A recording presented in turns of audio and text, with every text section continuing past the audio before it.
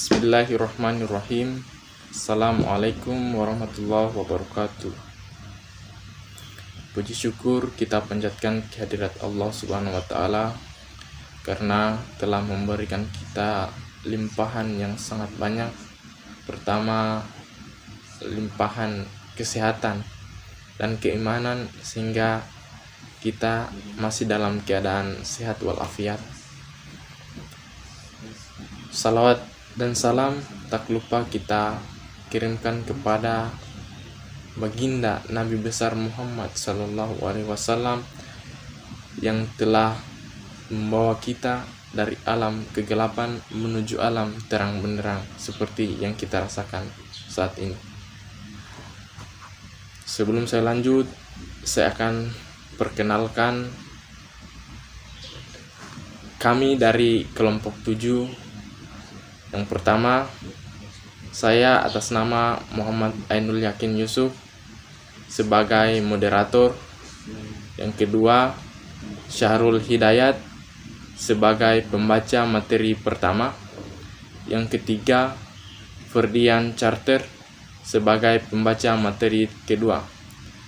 Di dalam diskusi ini, kami akan memberikan 3 sesi. Yang pertama, sesi penyajian materi.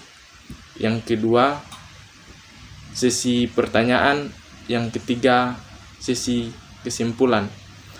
Untuk itu, saya persilahkan kepada Saudara Syahrul Hidayat untuk membacakan materinya.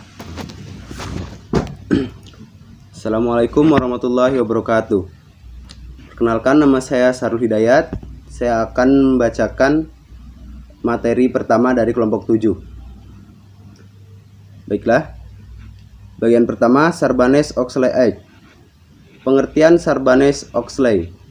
Sarbanes-Oxley Act merupakan sebuah produk hukum di Amerika Serikat yang mengatur tentang akuntabilitas, praktik akuntansi, dan keterbukaan informasi, termasuk cara pengelolaan data di perusahaan publik.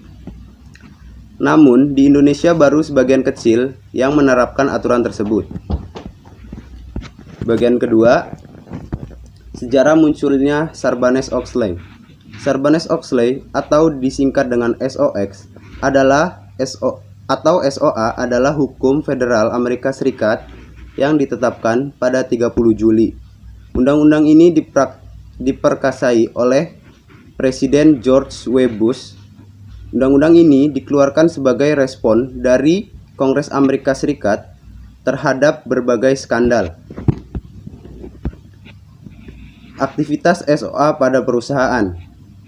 Dalam Sarbanes-Oxley Act diatur tentang akuntansi, pengungkapan dan pembaharuan, governance yang mensyaratkan adanya pengungkapan yang lebih tentang hasil yang dicapai manajemen, kode etik bagi pejabat di bidang keuangan.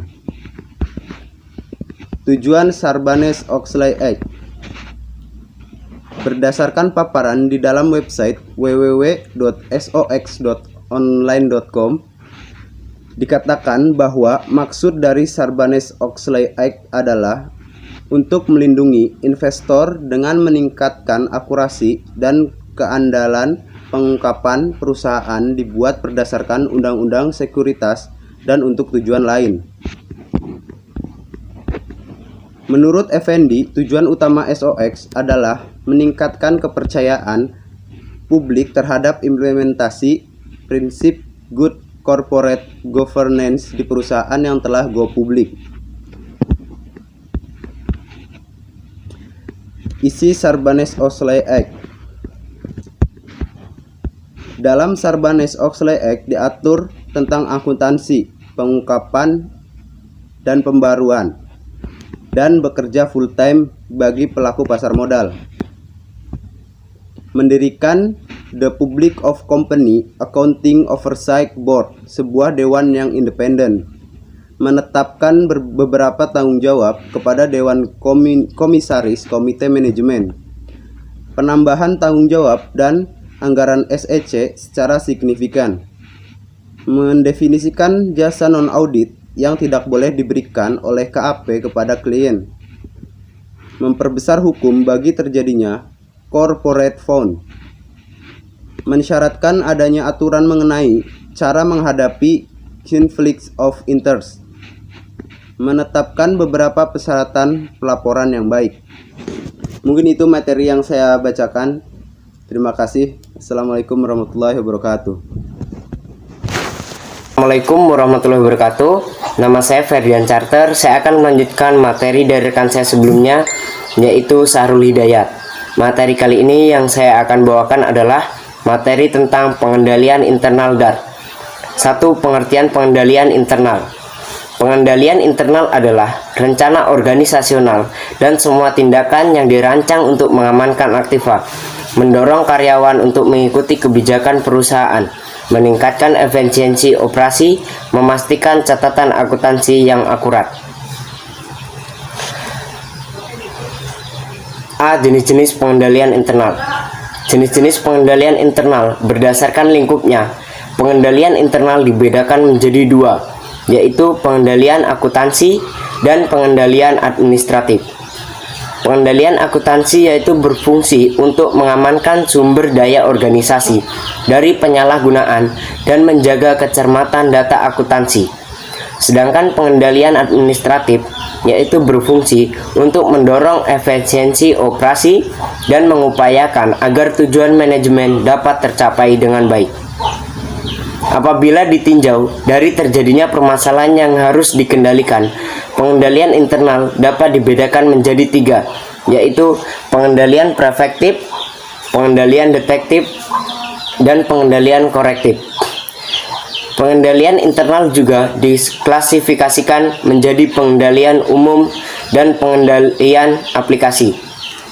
Pengendalian umum adalah pengendalian yang dirancang agar lingkungan pengendalian organisasi menjadi stabil dan terkelola dengan baik. Sedangkan pengendalian aplikasi adalah pengendalian yang digunakan untuk mencegah, mendeteksi, dan memperbaiki kesalahan dalam transaksi pada saat proses. Lebih lanjut, sistem pengendalian internal juga diklasifikasikan ke dalam pengendalian input, pengendalian proses, dan pengendalian output. Apapun bentuk klasifikasinya, dari sistem pengendalian internal, semua memiliki tujuan yang sama, yaitu menjaga aktiva organisasi, memastikan akurasi dan keandalan catatan, serta informasi akuntansi. Sekian materi dari saya. Apabila ada kesalahan mohon dimaafkan.